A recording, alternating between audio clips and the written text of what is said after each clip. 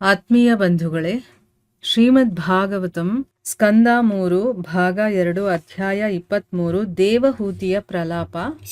ಇದರಿಂದ ಇವತ್ತು ಮೊದಲನೇ ಶ್ಲೋಕವನ್ನು ತಿಳ್ಕೊಳ್ಳೋಣ. ಶ್ಲೋಕ 1. ಮೈತ್ರೇಯ ಉವಾಚ ಪಿತೃಭ್ಯಾಂ ಪ್ರಸ್ಥಿತೆ ಸಾಧ್ವಿ ಪತಿಮಿಂಗಿತ ಕೋವಿದ ನಿತ್ಯಂ ಪರ್ಯಚರತ್ ಪ್ರೀತ್ಯ ಭವಾನೀವ ಭವಂ ಪ್ರಭುಂ.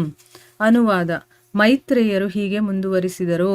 ತನ್ನ ಪತಿಯ ಇಚ್ಛೆಗಳನ್ನು ಅರಿಯಬಲ್ಲ ಸಾಧ್ವಿಯಾದ ದೇವಹೂತಿಯು ತನ್ನ ತಾಯಿ ತಂದೆಯರಿಂದ ಅಗಲಿದ ಮೇಲೆ ಶಿವನ ಪತ್ನಿಯಾದ ಭವಾನಿಯು ತನ್ನ ಪತಿಯಾದ ಶಿವನನ್ನು ಹೇಗೆ ಸೇವಿಸುವಳೋ ಹಾಗೆ ತುಂಬ ಪ್ರೀತಿಯಿಂದ ತನ್ನ ಪತಿಯನ್ನು ನಿರಂತರವಾಗಿ ಸೇವಿಸಿದಳು. ಇದು ಶ್ಲೋಕ ಮತ್ತು ಅದರ ಅನುವಾದ. ಈಗ ಭಾವಾರ್ಥದ ಮೂಲಕ ನಾವು ಇದರ ಅರ್ಥವನ್ನು ತಿಳ್ಕೊಳ್ಳೋ ಪ್ರಯತ್ನ ಮಾಡೋಣ. ಈ ಶ್ಲೋಕದಲ್ಲಿ ಮೈತ್ರೇಯ ಮಹರ್ಷಿಗಳು ಹೇಳ್ತಾ ಇದ್ದಾರೆ, ತನ್ನ ಗಂಡನಿಗೆ ಏನೆಲ್ಲ ಇಷ್ಟ ಇದೆಯೋ ಅದನ್ನೆಲ್ಲ ತಿಳ್ಕೊಳ್ಳುವಷ್ಟು ಜ್ಞಾನ ಇರುವಂಥ ಸಾಧ್ವಿಯಾದಂಥ ದೇವಹೂತಿ ತನ್ನ ತಂದೆ ತಾಯಿ ಇಬ್ಬರು ಬಿಟ್ಬಿಟ್ಟು ಅವಳಿಗೆ ಮದುವೆ ಮಾಡಿ ಮುನಿಗಳಿಗೆ ಅವಳನ್ನು ಒಪ್ಪಿಸಿ ಹೊರಟೋಗ್ತಾರಲ್ಲ, ಅವರು ಹೊರಟೋದ ಮೇಲೆ ಹೇಗೆ ಶಿವನ ಪತ್ನಿಯಾದಂತಹ ಭವಾನಿ ತನ್ನ ಪತಿಗೆ ಸೇವೆ ಮಾಡ್ತಾಳೋ ಆ ರೀತಿ ಇವಳು ಕೂಡ ತುಂಬ ಪ್ರೀತಿಯಿಂದ ತನ್ನ ಪತಿಯನ್ನು ನಿರಂತರವಾಗಿ ಒಂದು ದಿವಸನೂ ಒಂದು ಕ್ಷಣನೂ ಬಿಡದೆ ಅವನಿಗೆ ಏನೇನು ಇಷ್ಟನೋ ಅದನ್ನೆಲ್ಲ ಮಾಡ್ತಾ ಅವಳು ಸೇವೆ ಮಾಡಿಕೊಂಡು ಅವಳು ಇರ್ತಾಳೆ ಅನ್ನೋದು ಇದರ ಅರ್ಥ. ಈಗ ಭಾವಾರ್ಥದಲ್ಲಿ ಗುರುಗಳು ಇದರ ಬಗ್ಗೆ ಏನು ಹೇಳಿದ್ದಾರೆ ಅಂತ ತಿಳ್ಕೊಳ್ಳೋಣ. ಇಲ್ಲಿ ಭವಾನಿಯ ನಿರ್ದಿಷ್ಟವಾದ ಉದಾಹರಣೆಯನ್ನು ಕೊಟ್ಟಿರುವುದು ತುಂಬ ಮಹತ್ವದ್ದು. ಭವಾನಿ ಎಂದರೆ ಭವ ಅಥವಾ ಶಿವನ ಪತ್ನಿ. ಭವಾನಿ ಅಥವಾ ಪಾರ್ವತಿಯು ಹಿಮಾಲಯಗಳ ಪ್ರಭುವಿನ ಮಗಳು. ಭಿಕ್ಷುಕನಂತೆ ಕಾಣುವ ಶಿವನನ್ನು ಅವಳು ತನ್ನ ಪತಿಯಾಗಿ ಆರಿಸಿಕೊಂಡಳು. ತಾನು ಸ್ವತಃ ರಾಜಕುಮಾರಿಯಾಗಿದ್ದರೂ ಶಿವನನ್ನು ಸೇರಲು ಆಕೆ ಎಲ್ಲ ಬಗೆಯ ತೊಂದರೆಗಳನ್ನೂ ಅನುಭವಿಸಿದಳು. ಶಿವನಿಗೆ ಒಂದು ಮನೆ ಕೂಡ ಇರಲಿಲ್ಲ. ಅವನು ಮರದ ಕೆಳಗಡೆ ಕುಳಿತು ತಪಸ್ಸಿನಲ್ಲಿ ತನ್ನ ಕಾಲವನ್ನು ಕಳೆಯುತ್ತಿದ್ದನು. ಇಲ್ಲಿ ಗುರುಗಳೇನು ಹೇಳ್ತಾ ಇದ್ದಾರೆ ಅಂತಂದರೆ, ಇಲ್ಲಿ ಭವಾನಿಯ ಒಂದು ಉದಾಹರಣೆಯನ್ನು ಕೊಟ್ಟಿದ್ದಾರಲ್ಲ, ಅದು ತುಂಬಾ ಮಹತ್ವವಾಗಿದೆ ಅಂತ ಹೇಳ್ತಾ ಇದ್ದಾರೆ. ಯಾಕೆ ಅಂತಂದರೆ ಇಲ್ಲಿ ಭವಾನಿ ಅಂತಂದರೆ ಯಾರು? ಭವ ಅಂದರೆ ಶಿವನ ಪತ್ನಿ ಅಂತ. ಭವಾನಿ ಅಥವಾ ಪಾರ್ವತಿ ಯಾರ ಮಗಳು ಅಂತಂದರೆ ಹಿಮಾಲಯಗಳ ಪ್ರಭು, ಯಾರು ಅವನ ಹಿಮಾಲಯಗಳ ರಾಜ ಯಾರಿದ್ದಾನೋ ಅವರ ಮಗಳು ಅವಳು, ಹಿಮಾಲಯನ ಮಗಳು. ಸೊ ಭಿಕ್ಷುಕನ ಹಾಗೆ ಕಾಣಿಸುವಂಥ ಶಿವನನ್ನು ನೋಡಿದ್ದೀವಲ್ವ. ಶಿವ ಹೇಗಿರ್ತಾನೆ? ಒಂದು ಒಳ್ಳೆ ಬಟ್ಟೆನೂ ಹಾಕ್ಕೊಂಡಿರಲ್ಲ, ಭಸ್ಮಗಳನ್ನೆಲ್ಲ ಹಾಕ್ಕೊಂಡು, ಹಾವೇ ಅವನ ಸರಮಾಲೆ ಆಗಿರುತ್ತೆ, ಕೈಗೆ ಮತ್ತು ಕತ್ತಿಗೆ ಎಲ್ಲ ಅದನ್ನೇ, ಮತ್ತು ಜಟೆ ಇಟ್ಕೊಂಡಿರ್ತಾನೆ. ಆಮೇಲೆ ಅವನಿಗೊಂದು ಮನೇನೂ ಇಲ್ಲ. ಅವನು ಎಲ್ಲಿ ವಾಸ ಮಾಡೋದು? ಸ್ಮಶಾನದಲ್ಲಿ ವಾಸ ಮಾಡ್ತಾನೆ, ಇಲ್ಲ ಒಂದು ಮರದ ಕೆಳಗಡೆ ಅವನು ತಪಸ್ಸನ್ನು ಮಾಡ್ತಾ ಕೂತಿರ್ತಾನೆ. ಈ ರೀತಿಯ ಶಿವನನ್ನು ಪಡಿಬೇಕು ಅಥವಾ ಅವನನ್ನೇ ಮದುವೆ ಆಗಬೇಕು ಅಂತ ಅವಳು ಇಷ್ಟಪಡ್ತಾಳೆ. ಆದರೆ ಅವಳು ಹೇಗಿದ್ದವಳು? ರಾಣಿಯಾಗಿದ್ದಂಥವಳು. ಅವಳು ತಾನೇ ಸ್ವತಃ ರಾಜ್ಕುಮಾರಿ ಆಗಿದ್ರೂ ಕೂಡ ಆ ಶಿವನನ್ನು ನಾನು ಪಡಿಬೇಕು, ಅವನ ಜೊತೆ ನನ್ನ ಮದುವೆ ಆಗಬೇಕು ಅಂತ ಇಷ್ಟಪಟ್ಟು ಮದುವೆಯಾಗಿ ಅದಕ್ಕೋಸ್ಕರ ಬೇಕಾದಷ್ಟು ಕಷ್ಟಗಳನ್ನು ಕೂಡ ಅನುಭವಿಸ್ತಾಳೆ. ಹಾಗೆ ಶಿವ ಸಿಕ್ಬಿಡಲ್ಲ ಅವಳಿಗೆ, ಅಷ್ಟೆಲ್ಲ ಅವಳು ಕಷ್ಟಪಡ್ತಾಳೆ ಅಂತ ಅಂದ್ಬಿಟ್ಟು ಇಲ್ಲಿ ಹೇಳ್ತಾ ಇರೋದು. ಭವಾನಿಯು ಒಬ್ಬ ದೊಡ್ಡ ರಾಜನ ಮಗಳಾಗಿದ್ದರೂ ಶಿವನನ್ನು ಅವಳು ಕೇವಲ ಸಾಮಾನ್ಯ ಹೆಣ್ಣಿನಂತೆ ಸೇವಿಸುತ್ತಿದ್ದಳು. ಅದೇ ರೀತಿ ದೇವಹೂತಿಯೂ ಕೂಡ ಸ್ವಯಂಭೂವ ಮನುವು ಎಂಬ ಚಕ್ರವರ್ತಿಯ ಮಗಳಾಗಿದ್ದರೂ ಕರ್ದಮ ಮುನಿಯನ್ನು ತನ್ನ ಪತಿಯಾಗಿ ಸ್ವೀಕರಿಸಲು ಬಯಸಿದಳು. ಆತನನ್ನು ಹೇಗೆ ಸಂತೋಷಪಡಿಸಬೇಕೆಂದು ಅವಳಿಗೆ ಗೊತ್ತಿತ್ತು. ಅವಳು ಆ ಮುನಿಯನ್ನು ವಿಶೇಷವಾದ ಪ್ರೀತಿ ಮತ್ತು ಅಕ್ಕರೆಯಿಂದ ಸೇವಿಸುತ್ತಿದ್ದಳು. ಆದುದರಿಂದಲೇ ಇಲ್ಲಿ ಅವಳನ್ನು ಸಾಧ್ವಿ ಎಂದು ಕರೆಯಲಾಗಿದೆ. ಸಾಧ್ವಿ ಎಂದರೆ ಸುಶೀಲೆಯು ಪ್ರತಿನಿಷ್ಠೆ ಉಳ್ಳವಳು ಆದ ಹೆಂಡತಿ. ಅವಳ ಅಪರೂಪದ ಉದಾಹರಣೆಯು ವೈದಿಕ ಸಂಸ್ಕೃತಿಯ ಆದರ್ಶವಾಗಿದೆ.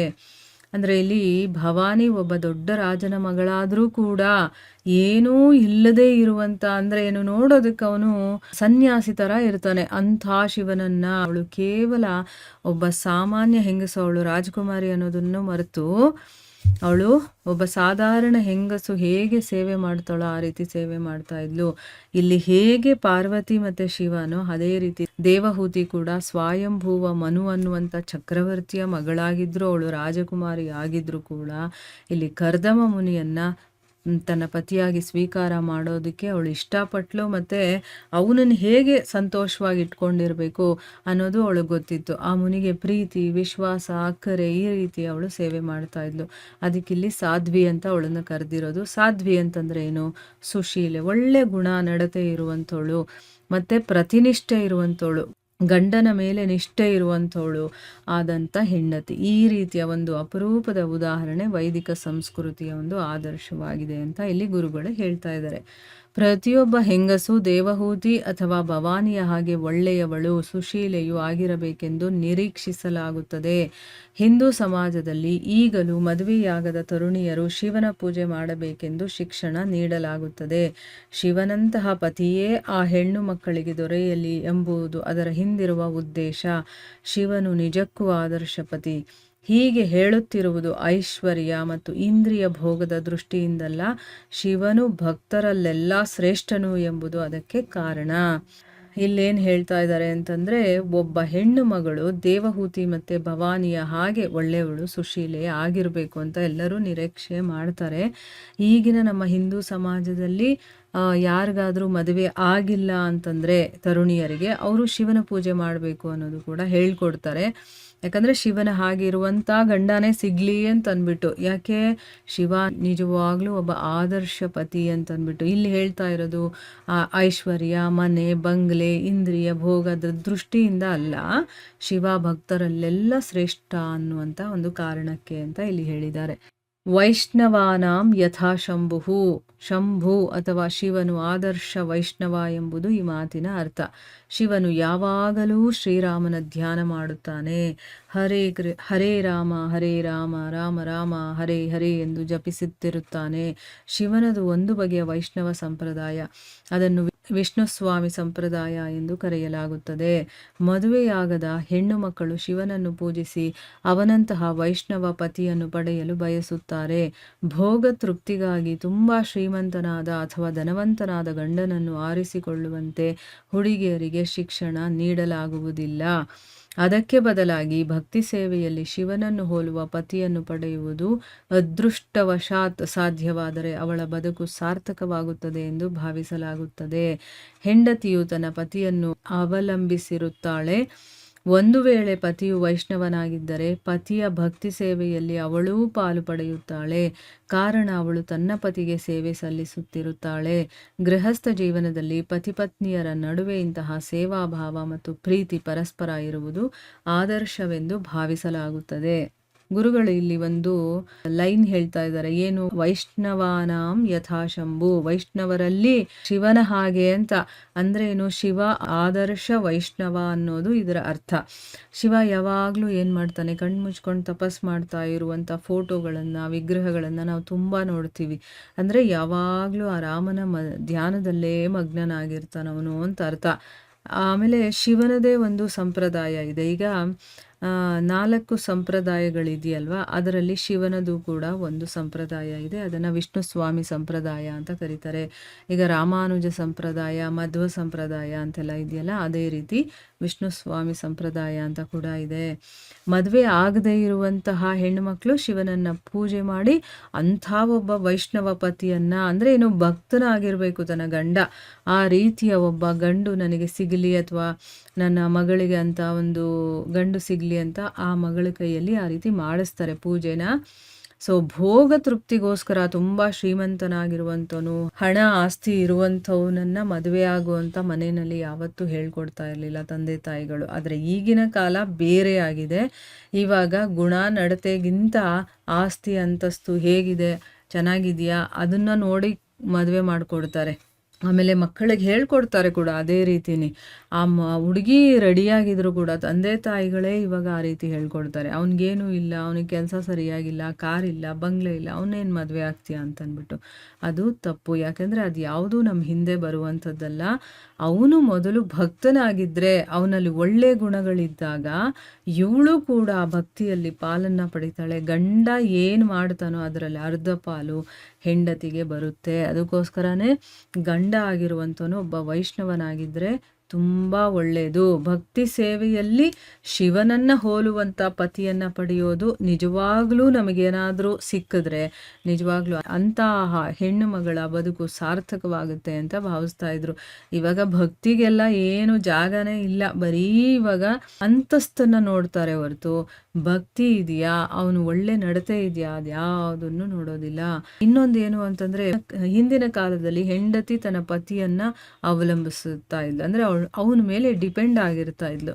ಈಗ ಇಲ್ಲ ಸ್ವಾತಂತ್ರ್ಯ ಇರಬೇಕು, ಡಿಪೆಂಡೆನ್ಸ್ ಇರಬಾರ್ದು, ನನಗೆಲ್ಲ ಗೊತ್ತು, ನಾನು ದುಡಿತೀನಿ, ಅದಕ್ಕೋಸ್ಕರ ನಾನು ಸ್ವತಂತ್ರವಾಗಿ ಇರಬಲ್ಲೆ ಅಂತ ಈಗಿನ ಕಾಲದಲ್ಲಿ ಹೇಳ್ತಾರೆ. ಆದರೆ ಆಯಿತು, ದುಡಿಯೋದು ಒಂದೇ ಸ್ವತಂತ್ರ ಅಂತ ಅನ್ನಿಸ್ಕೊಳ್ಳುತ್ತಾ? ಈಗ ಡಿಪೆಂಡೆನ್ಸಿ ಯಾಕಿರ್ತಾ ಇತ್ತು ಅಂತಂದರೆ, ಗಂಡನಿಗೆ ಸೇವೆ ಮಾಡೋದ್ರಲ್ಲಿ ನಾವು ನಮ್ಮ ಈಗೋ ಏನಿದೆಯೋ ಅದು ನಮಗೆ ಕಡಿಮೆ ಆಗ್ತಾ ಇತ್ತು. ಸರೆಂಡರ್ನೆಸ್ ಹೇಗಿರುತ್ತೆ ಅನ್ನೋದು ನಮಗೆ ಗೊತ್ತಾಗ್ತಾ ಇತ್ತು. ಆಗ ನಾವು ಭಗವಂತನ ಭಕ್ತಿಯಲ್ಲೂ ಕೂಡ ಆ ಸರೆಂಡರ್ನೆಸ್ಸು ಬೇಗ ಬರ್ತಾ ಇತ್ತು ನಮಗೆ. ಇವಾಗ ಅದಕ್ಕೇ ಎಲ್ಲ ಧರ್ಮಗ್ರಂಥಗಳಲ್ಲೂ ನಾವು ಪುರುಷರಿಗೆ ಹೇಳೋದನ್ನು ನಾವು ಕೇಳಿದ್ವಿ. ಯಾಕಂದರೆ ಅವ್ರಿಗೆ ಆ ಒಂದು ನಾನು ಅನ್ನುವಂಥ ಒಂದು ಅಹಂಕಾರ ಇರುತ್ತಲ್ಲ, ಅದು ಜಾಸ್ತಿ ಇರುತ್ತೆ. ಅವರು ಯಾವತ್ತೂ ಬಗ್ಗೋದಕ್ಕೆ ಇಷ್ಟಪಡೋದಿಲ್ಲ. ಆದರೆ ಒಬ್ಬ ಪತಿಯೇ ವೈಷ್ಣವನಾಗಿದ್ದರೆ ಆ ಹೆಂಡತಿ ಆ ಪತಿಯ ಸೇವೆ ಮಾಡ್ಕೊಂಡು ಇದ್ಬಿಟ್ರೆ ಸಾಕು, ಅವಳು ಆಟೋಮೆಟಿಕ್ಕಾಗಿ ಆ ಭಗವಂತನವರೆಗೂ ತಲುಪು ಬಿಡ್ತಾ ಇದ್ಲು ಅಂತ ಹೇಳ್ತಾರೆ. ಅದಕ್ಕೆ ಇಲ್ಲಿ ಶಿವನನ್ನು ಯಾಕೆ ಪೂಜೆ ಮಾಡ್ತಾ ಇದ್ರು ಅಂತಂದರೆ, ಆ ಗಂಡ ಅಂತ ಅವ್ನು ಸಿಗಲಿ ಅಂತ ಅಂದ್ಬಿಟ್ಟು. ಯಾಕೆ, ಅವನು ಪರಮ ವೈಷ್ಣವನಾಗಿದ್ನಲ್ಲ, ಆ ವೈಷ್ಣವನಂತಹ ಗಂಡ ನನಗೂ ಸಿಗಲಿ ಅಂತ ಅಂದ್ಬಿಟ್ಟು ಮಾಡ್ತಾಯಿದ್ರು. ಆಮೇಲೆ ಅವಳು ತನ್ನ ಪತಿಗೆ ಸೇವೆಯನ್ನು ಮಾಡ್ಕೊಂಡು ಹೋಗ್ತಾ ಇದ್ಲು. ಯಾಕಂದರೆ ಪತಿಯ ಭಕ್ತಿ ಸೇವೆಯಲ್ಲಿ ಅವಳು ಪಾಲನ್ನು ಪಡಿತಾ ಇದ್ಲು. ಅವನೇ ವೈಷ್ಣವನಾಗಿಲ್ಲ ಅಂತಂದರೆ ಇವಳಿಗೇನು ಸಿಗುತ್ತೆ? ಅವನೇನಾದರೂ ಪಾಪಿಯಾಗಿದ್ದರೆ, ಕೆಟ್ಟ ಕೆಲಸ ಮಾಡೋನಾಗಿದ್ದರೆ ಅದರಲ್ಲಿ ಅರ್ಧ ಪಾಲು ಇವಳಿಗೂ ಸಿಗ್ತಾ ಇತ್ತು. ಆಯಿತಾ? ಆ ರೀತಿ ಆಗಿಬಿಡುತ್ತೆ. ಗೃಹಸ್ಥ ಜೀವನದಲ್ಲಿ ಪತಿ ಪತ್ನಿಯರ ನಡುವೆ ಈ ರೀತಿಯ ಒಂದು ಸೇವಾ ಭಾವ ಇರಬೇಕು. ಪ್ರೀತಿ ಅನ್ನೋದು ಪರಸ್ಪರ ಇರೋದು ಆದರ್ಶ ಅಂತ ಹೇಳ್ತಾರೆ. ಬರೀ ಕಿತ್ತಾಟ, ನಿನ್ನ ಹತ್ರ ಎಷ್ಟಿದೆ, ನನ್ನ ಹತ್ರ ಎಷ್ಟಿದೆ, ನಾನು ಎಷ್ಟು ದುಡಿಬೇಕು, ನಾನು ಏನು ತೊಗೊಂಡೋಗ್ಬೇಕು, ನಾನು ಇದನ್ನು ಮಾಡಬೇಕು, ನಾನು ಒಂದು ದೊಡ್ಡ ಕಾರ್ ತೊಗೋಬೇಕು, ಬಂಗ್ಲೆ ತೊಗೊಳ್ಬೇಕು, ಇಂಥ ಆಸೆ ಆಕಾಂಕ್ಷೆಗಳಲ್ಲೇ ನಾವು ಜೀವನ ಮಾಡ್ತೀವಿ. ಅದಕ್ಕೋಸ್ಕರ ನಾವು ರಾತ್ರಿ ಹಗಲು ಇಡೀ ದುಡಿತಾನೇ ಇರ್ತೀವಿ. ಅದರಿಂದ ಟೆನ್ಷನ್ಗಳು ತೊಗೊಳ್ತೀವಿ, ಅದರಿಂದ ಕೋಪ ಬರುತ್ತೆ, ಅದರಿಂದ ಮನೆಯಲ್ಲಿ ಜಗಳಗಳಾಗತ್ತೆ. ಇದು ನಿಜವಾದ ಜೀವನ ಅಲ್ಲ. ಭಕ್ತಿಯಲ್ಲಿ ಮುಳುಗಿ ನಾವು ಬೇರೆ ಎಲ್ಲ ಕೆಲಸಗಳನ್ನು ಮಾಡ್ತೀವಲ್ವ, ಅದು ನಿಜವಾದ ಜೀವನ ಅಂತ. ಸೊ ಒಬ್ಬ ಹೆಣ್ಣು ಹೇಗಿರಬೇಕು ಅನ್ನೋದನ್ನು ಈ ಶ್ಲೋಕದಲ್ಲಿ ತುಂಬ ಚೆನ್ನಾಗಿ ವಿವರವಾಗಿ ಹೇಳಿದ್ದಾರೆ. ಅದನ್ನು ಫಾಲೋ ಮಾಡೋದು ಬಿಡೋದು ಅದು ನಮಗೆ ಸೇರಿರುವಂಥದ್ದು. ಇಲ್ಲಿಗೆ ನಾವು ನಿಲ್ಲಿಸೋಣ. ಹರೇ ಕೃಷ್ಣ.